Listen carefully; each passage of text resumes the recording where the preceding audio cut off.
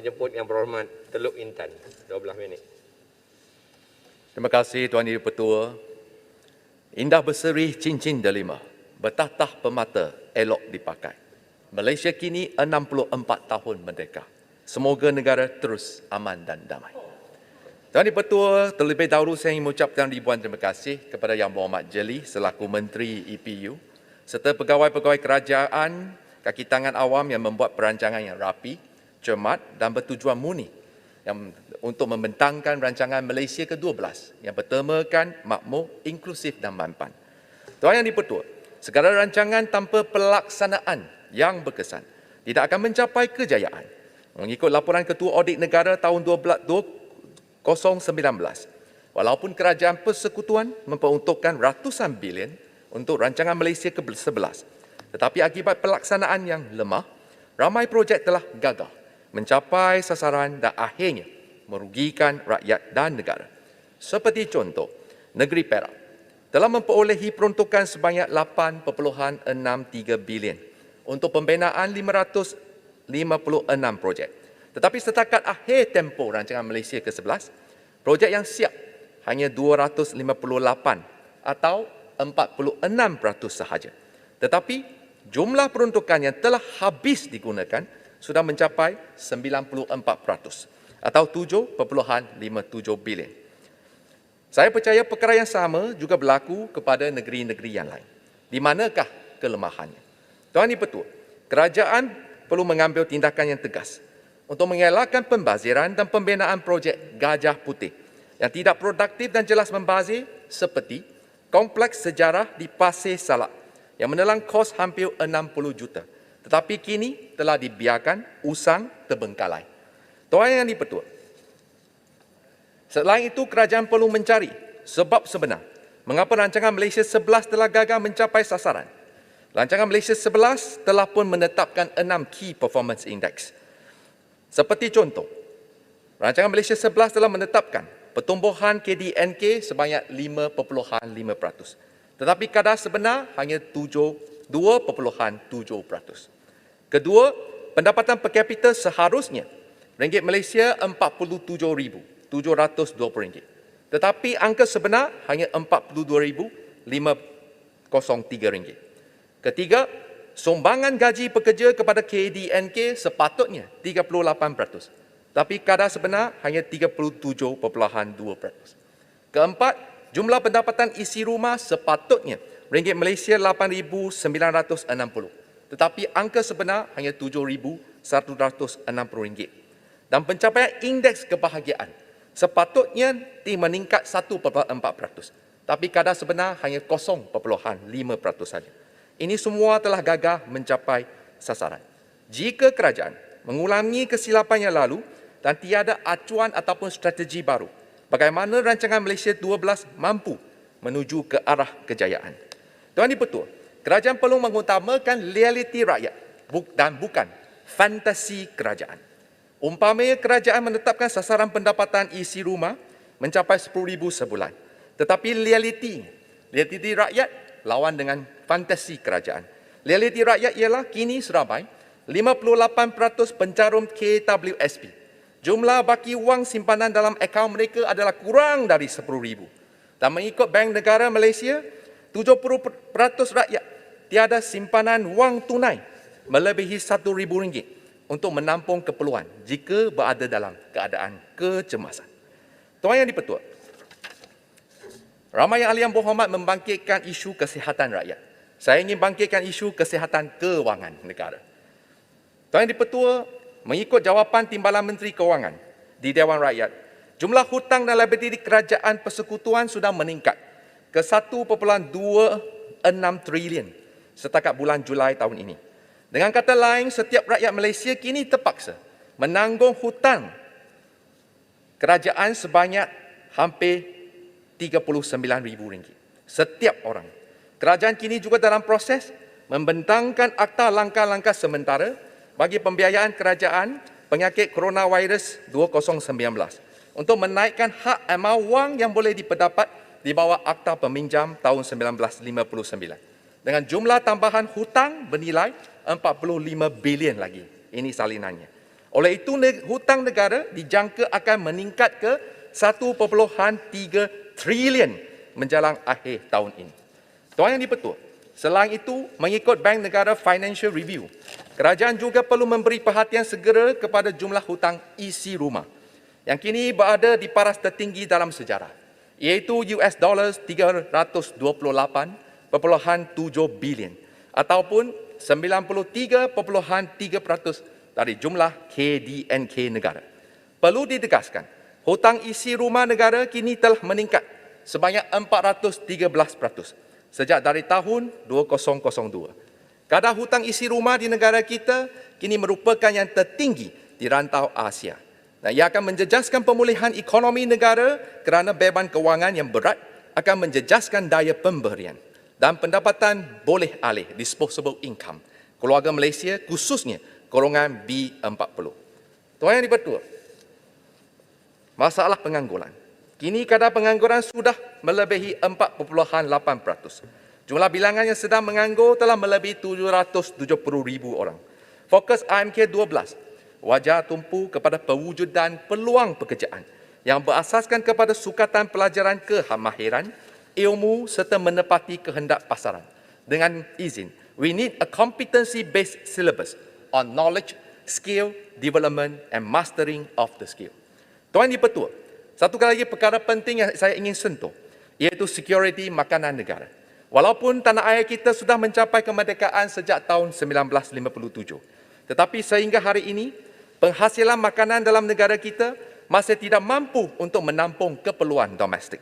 Kedudukan negara dalam Global Food Security Index telah merosot dari tangga ke-28 jatuh ke tangga 43. Jumlah import makanan dari negara asing kini mencatat 51.4 bilion ringgit. Mengikut FAO, Bangsa-Bangsa Bersatu, jumlah makanan juga meningkat, harga makanan telah meningkat 31% sejak tahun lepas.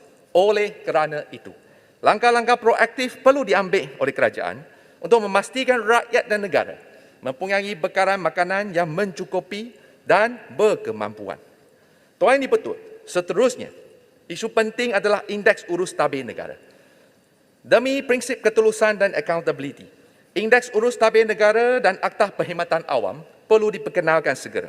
Semua menteri, timbalan menteri, ketua penguatkuasa undang-undang termasuk pegawai atasan SPRM dan juga Polis Diraja Malaysia wajib bertanggungjawab kepada Parlimen dan mengisytiharkan hadap individu bersama isteri mereka kepada Parlimen setiap tahun. Saya bagi contoh mengapa perkara ini begitu penting. Pertama, baru-baru ini negara kita digegarkan oleh kes Hasanah Abdul Hamid dari Malaysia External Intelligence Organisation.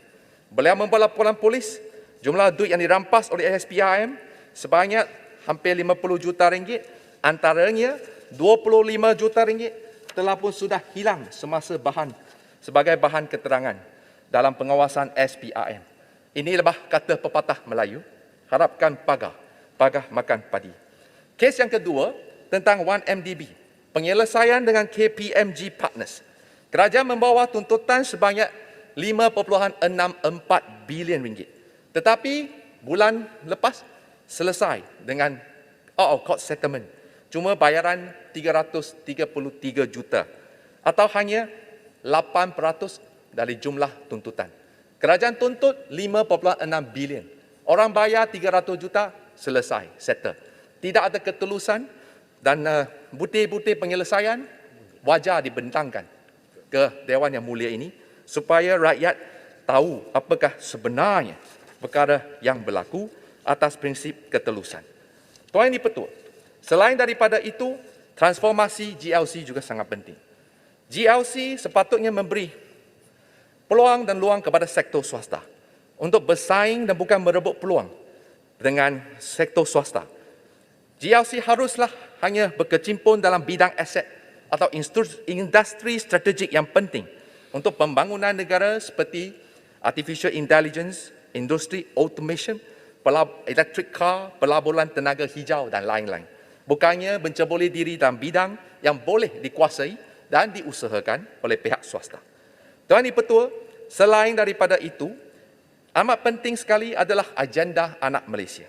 Kerajaan harus menghormati, pertama, harus menghormati keputusan Mahkamah Tinggi yang memberikan kerakyatan kepada anak yang dilahirkan oleh ibu rakyat Malaysia di negara asing. Warga ibu tidak harus mengalami diskriminasi yang jelas menjabur keadilan, khususnya untuk anak yang tidak berdosa.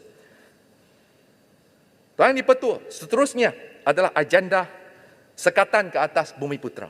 Dalam rancangan Malaysia ke-11, kerajaan bercadang untuk mengadakan sekatan ke atas Bumi Putera supaya mereka tidak dapat jual ikuti ataupun saham mereka. Sebenarnya, dasar diskriminasi terhadap Bumi Putera ini telah memiskinkan golongan Bumi Putera. Setelah 50 tahun DEB dilaksanakan, jumlah pegangan Bumi Putera hanya 17.2%. Di mana silapnya? Ini adalah kerana sekatan demi sekatan yang telah pun dilakukan oleh kerajaan terhadap Bumi Putera. Saya bagi contoh, tanah di Kampung Baru harga 1,000 per kaki, RM1,000 per square meter. KLCC RM3,000. Mengapa beza 3 kali? Walaupun kedudukannya, lokasinya jiran saja. Ini adalah kerana dasar kerajaan yang diskriminasi terhadap Bumi Putera, di mana Bumi Putera tidak ada kebebasan untuk jual beli. Contoh kedua, katakan syarikat Bumi Putera, dia nilainya RM1 juta. Sekarang ada pelabur asing dah beli 2 juta. Oleh kerana dasar sekatan kerajaan yang ada hari ini, Bumi Putera itu tidak boleh jual kepada syarikat pelabur asing. Dia kena tunggu. Tunggu siapa? Tunggu Bumi Putera lain, mungkinlah kroni UMNO ke, kroni Perikatan Nasional ke, untuk beli. Maka harganya rendah. Dan sekatan demi sekatan ini akhirnya menjadikan Bumi Putera lebih miskin. Sudah 50 tahun. Tolonglah ambil daya pemikiran yang baru supaya kita dapat menjadikan agenda anak Malaysia ini semua rakyat Malaysia. Tuan Dipertua, sangat penting. Negara kita sudah merdeka 64 tahun. Anak Melayu anak kita, anak Cina anak kita, anak India anak kita, anak Bajau anak kita, anak Kadazan anak kita. Ini semua adalah bangsa Malaysia. Mengapa kita nak adakan lagi amalan diskriminasi pada abad ke-21 ini? Oleh kerana ini, sebelum saya akhir alam sedikit saja, saya menggulung, memandangkan menteri yang tekun masih ada sini. Untuk negeri Perak, saya minta 3 saja. Yang berhormat menteri, sila yang pertama, naik taraf lapangan terbang di Ipoh. Sudah lama, peruntukan memang telah disediakan, tapi saya tak tahu mengapa masih dilewat-lewatkan. Kedua, pembinaan hospital baru di Kampar. Peruntukan dulu diluluskan. Yang berhormat menteri pun, menteri juga zaman Pakatan Harapan, 460 juta telah diluluskan. Yang ketiga, pembinaan blok baru, rawatan operasi di Hospital Teluk Intan. Ketiga-tiga ini projek penting untuk manfaat dan juga kebajikan rakyat. Saya mohon pertimbangkan, dan dengan ini saya menyuruh seluruh rakan-rakan menggembeling tenaga. Marilah kita menjadikan rancangan Malaysia ke-12 satu kejayaan dan bukan satu kegagalan. Sekian, terima kasih. Terima kasih. Tuan Dipertua, fantasi kerajaan dan realiti rakyat adalah 2 perkara yang berbeza. Saya nak tanya, semalam ni Dewan Rakyat dimaklumkan, negara kita dalam Global Food Security Index, kedudukannya merosot dari tangga ke-28 jatuh ke 44. Ini adalah realiti rakyat, bukan fantasi kerajaan. Soalan saya adalah, apa langkah-langkah yang disenarai oleh Timbalan Menteri tadi dapat menyelesaikan masalah pokok? Pertama, kekurangan guna tenaga. Kedua, isu hak milik tanah. Ketiga, harga baja dan racun perosak yang semakin meningkat. Dan yang paling penting ini, bagaimanakah kita nak ubahkan berimportan makanan sekarang meningkat setiap tahun. Dulu 30 bilion. Sekarang 51.4 bilion ringgit. Dan ia merangkumi bukan saja padi. Timbalan Menteri, saya nak tahu bagaimanakah, apakah langkah kerajaan untuk menjadikan negara daripada pengimport makanan dan menjadi pengeksport makanan. Make in Malaysia.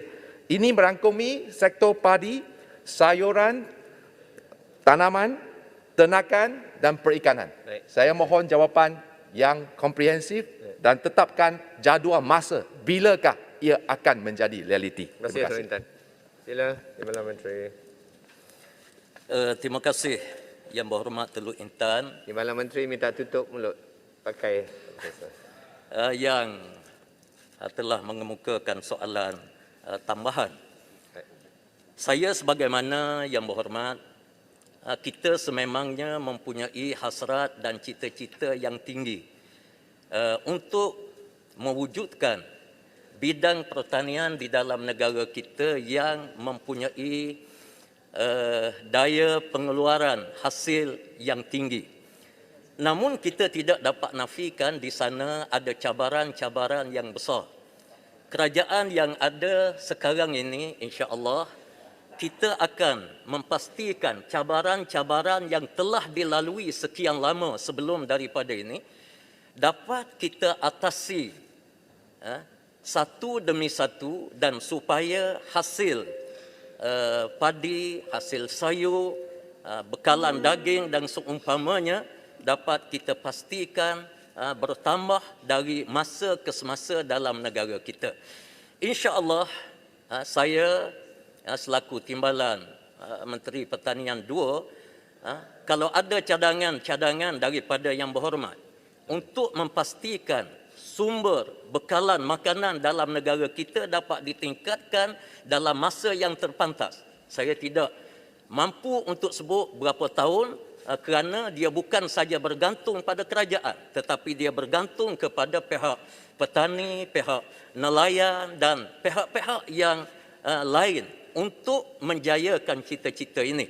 Dan bagi saya ingin tambah lagi, iaitulah kita sangat mengalu-alukan pandangan daripada semua pihak untuk kita pastikan bekalan makanan negara kita mencukupi dari masa ke semasa sempena dengan penambahan jumlah penduduk yang semakin hari semakin besar dalam negara kita. Tuan Sekian, Dipertua, saya kasih. tanya Timbalan Menteri. lain, dia jawab lain, itu saya berasa kesal. Saya jemput